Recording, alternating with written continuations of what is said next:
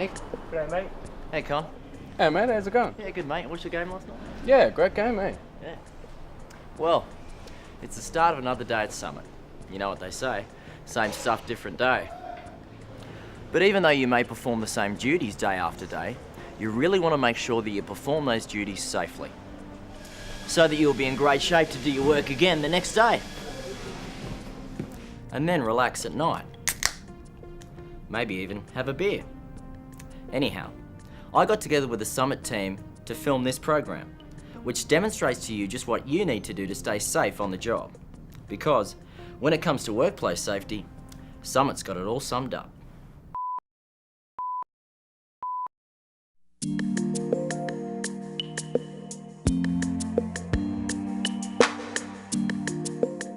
This vehicle here has come in with a rear disc problem, so we better get it up on the hoist and have a look at it. Hey Nick, make sure the hoist is clear of air lines, lead lights and other tools. Drive the car onto the hoist. Once stopping the car, make sure the handbrake is on. Place the hoist lifting arms under the manufacturer's jacking points. Raise the vehicle so the hoist arms are just touching the jacking points, and make sure the pads are in the correct position. Raise the vehicle to a safe and comfortable working height, and secure safety locks at all times when the vehicle is on the hoist. It is vital that you do not enter or exit the vehicle at any stage until it is safe to do so. Now let's do it in reverse. When you're about to lower the hoist, make sure there are no objects under the hoist such as lead lights, air line, etc. that can be damaged. Lower the hoist to the ground so that the arms are fully lowered. Remove the hoist arms and push the car back so that the driver's door can be fully opened.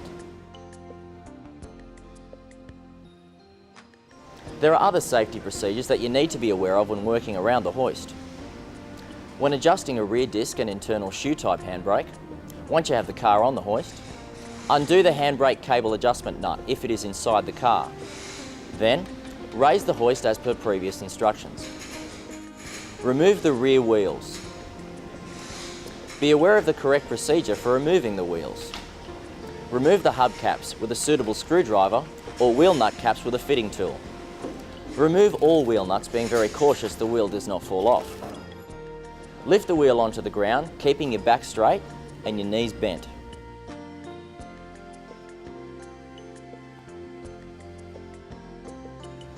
Then, roll the wheel into a safe location and back to our handbrake adjustment procedure.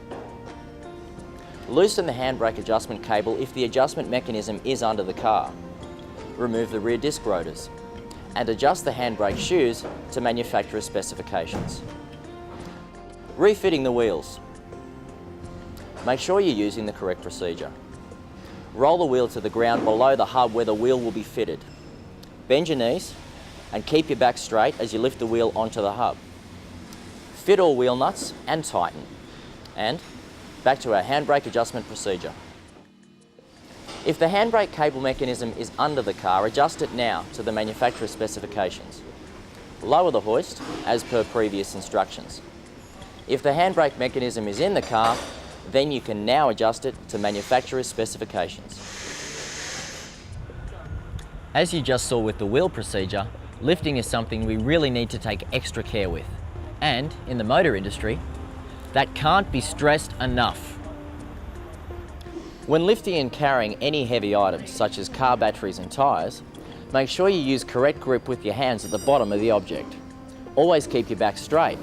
Hold the load close to your body and use your powerful leg muscles and not your back. Keep the top of your head pointing skyward. Besides being able to see where you're going, this will also help you maintain a straight back.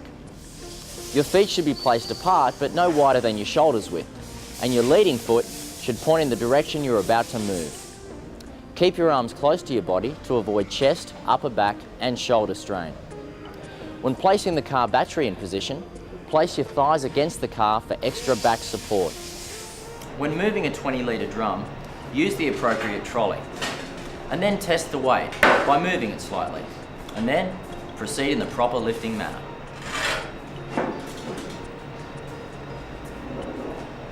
60-litre drums are a different kettle of fish. Place an appropriate trolley next to the drum and then tilt the drum and slide the trolley under. Repeat this procedure when the drum is put onto the truck's lifting platform. At Summit, there are many tasks that require heavy lifting, but they're not all manual. When removing an engine from the car, roll the engine hoist over. Hook the chain securely under the engine, then pull the engine out with the chain. It is a two-person job, one to operate the hoist and the other to balance the engine. On the hoist, roll the engine to the workbench and then lower. You need to work as a team when attaching or removing bull bars. Make sure you have two people holding the bull bar while the other attaches or removes the screws. And make sure you're always wearing the right personal protective equipment, commonly known as PPE, for your job. Reflective vests for parts workers and transport drivers. When you're working with chemicals, wear the correct protective gloves. In some cases, other protective equipment may be needed, such as eyewear. And always wash your hands before and after removing your gloves. If you're operating a grinder, always wear safety glasses, goggles, or a face shield, and make sure they are always clean and do not become fogged. Do not use grinding wheels that have chips, cracks, or grooves. Never try to stop the wheel with your hand, even if you are wearing gloves. And adjust the tongue guard so that it is no more than half a centimetre from the grinding wheel. Only trained staff are authorised to use the welder. Remember your glasses or protective shield. And if you wear contact lenses, remove them, as they can be fused to the cornea of the eye, possibly causing blindness. Make sure the welding equipment is in good working order, and always strap welding tanks to a welding cart or fixed object. Be alert of all possible fire hazards, and make sure you weld well away from these. Shut off valve cylinders when finished, and if you're passing someone using the welder, to avoid eye damage, don't look in their direction. It is important that all machinery is maintained on a regular basis and in accordance to the manufacturer's standards. Safety boots must be worn in the service area at all times, as must your correct uniform. Be sure to wear sunscreen and a hat when working outdoors. And remember to wear earmuffs or plugs when working with or around excessive noise, such as rattle guns and grinders. And if you're working with fumes, always turn the ducting fan on. Wear a respirator and make sure the filters are changed regularly and that they come from a sealed container.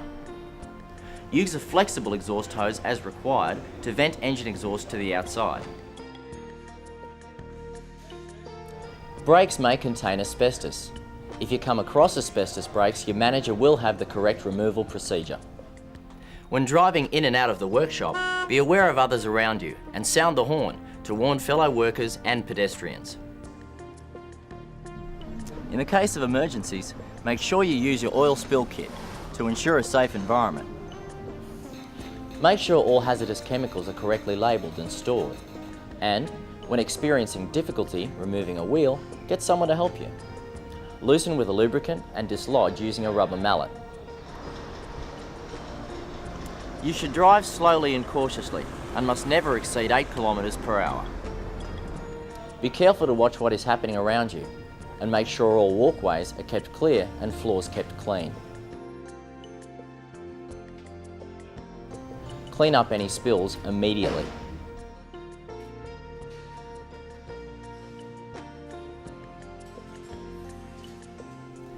If you see someone walking through your area with whom you're not familiar, it is your duty of care to inquire why they are there. The service work area is strictly for authorised personnel only. Only qualified drivers may operate the forklift.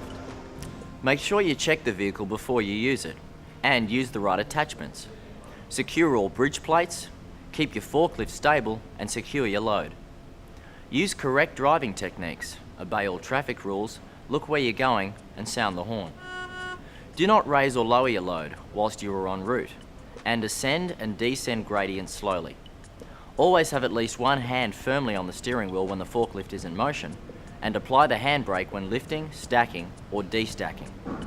Always park in a safe place.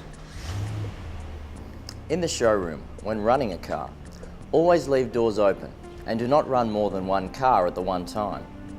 Fumes are harmful, so work quickly and have a bit of respect for those people working around you.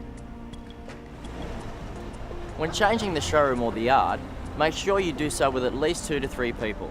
and that you have someone to monitor movement at all times. Always be aware of the speed limit, no more than 8 kilometres per hour on company premises. If any injury or accident occurs on the job, no matter how slight, report it immediately to your supervisor or manager. All accidents and injuries must be recorded and logged by your departmental manager or workplace health and safety officer or representative.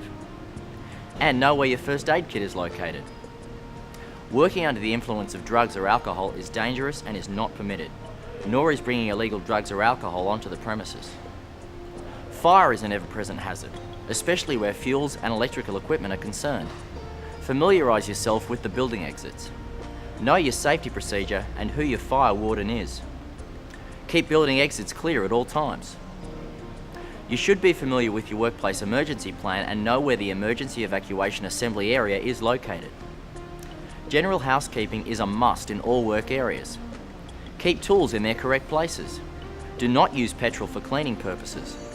Clean up spills immediately and always keep floors clean and free of hoses. And use a cord cover or tape when running electrical or other cords across aisles, between desks, or across entrances or exits. Make sure all electrical cords and equipment are checked and tagged for safety. And when performing desk duties, make sure your chair is ergonomically correct, with the seat height and backrest adjusted to suit your frame. When typing, your forearm should be parallel with the floor, or angled slightly down, and your feet resting on the floor or an approved footrest. Make sure the screen is placed at a comfortable distance from you, and that the top of the screen is level with your eye line when looking straight ahead. Ensure doors are either fully open or fully shut. Only open one filing cabinet drawer at a time. Always use the handle and close immediately after use. Do not stand on furniture to reach high places. Store sharp objects, point down. Never piggyback plugs. Do not run on stairs or take more than one step at a time. And never jump from stairs, ladders, platforms, or trucks. Know your safety rep, and if you see something hazardous, dangerous, or unusual, report it to your supervisor, or record it in the hazard book, which will then be passed on to management. I think I got the right one. Right, sweet. Thanks. Whatever job function you may be performing, don't be afraid of getting help if you need it. Your duty of care is to look after your health, both in the workplace and in your lifestyle, so that you can always be aware of what is happening around you. A safe, stress-free, harmonious workplace is one that everyone cares about and everyone works towards. And that's why I reckon Summit really does have workplace safety all summed up.